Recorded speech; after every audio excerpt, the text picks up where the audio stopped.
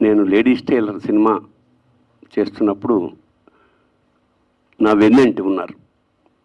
ఆ తర్వాత నేను వెనక్కి తిరిగి చూసుకోలేదు. అందుకు వేమూరి సత్యనారాయణ గారికి నా కృతజ్ఞతలు, నమస్కారాలు. అలాగే మా సుదర్శనం గారు సినిమా ఇండస్ట్రీకి వచ్చినలాగా అయితే నాకు ఆత్మీయ మిత్రుడు. చాలా ఏళ్ల పాటు మా ఇంటి పైన సాహితీ గోష్ఠిలో ఖచ్చితంగా ఉండే మెంబర్. అప్పుడు మేమంతా దగ్గరగా ఉండేవాళ్ళం. నేను, వీణాపాణి, వేణు, సుదర్శన్ ఇలాగ. ఖదీర్ బాబు తెలుగు సాహిత్యంలో ఒక ప్రభంజనం అని చెప్పక్కర్లేదు.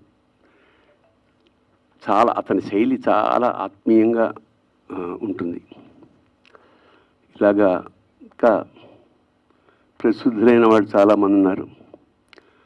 మా సోదరుడు హరివీర భయంకర రూపంతో సినిమాల్లో కనపడుతూ అతి సామాన్యంగా బయట ఉంటాడు. అలాగా చౌదరి గారికి నాకు ఒక ఆత్మీయ అనుబంధం ఉంది. నన్ను పిలిచి మరి అమెరికాలో ఒక సినిమా రే అనుకుంటా కదా స్వామి, రే సినిమా మేము కలిసి చేసాం. అలాగే ప్రతి వాళ్ళతోటి ఏదో ఒక విధమైన అనుబంధం ఉంది. ఇవాళ ఈ పుస్తకావిష్కరణ, ఈ పుస్తకానికి దీనికి ఖచ్చితంగా ఒక విషయం నేను మాట్లాడాలి. పూర్వం ఒక పుస్తకం ఒక రచయిత ఏదైనా రాసుకున్నాక శ్రీపాద సుబ్రహ్మణ్య శాస్త్రి గారు చెప్పినట్టు నేనే పుస్తకం రాసుకుని నేనే దాన్ని ప్రింట్ చేసుకుని నేనే అమ్ముకోవడం కన్నా దౌర్భాగ్యం ఏం లేదన్నాడు. అలాంటి దౌర్భాగ్య స్థితి నుంచి మనల్ని రక్షించిన వాళ్ళు అన్వీక్షకి సంస్థ.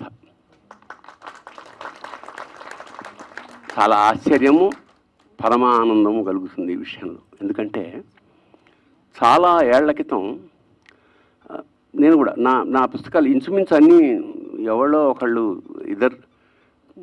వాళ్ళ ఆర్థిక సహాయంతో ఆరంభంలో ఉత్తరోత్తర 4 రూపాయలు సంపాదించాక నేను వేసుకోవడం.